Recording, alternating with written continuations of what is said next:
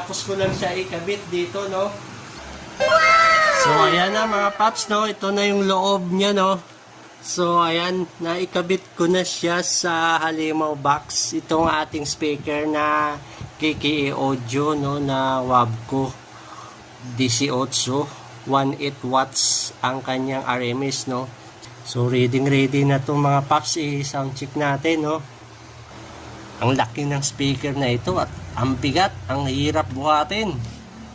Kailangan malakas ang resistensya mo dito sa speaker na to. Ayan, so ito yung isa, yung sa ilalim, no, ito.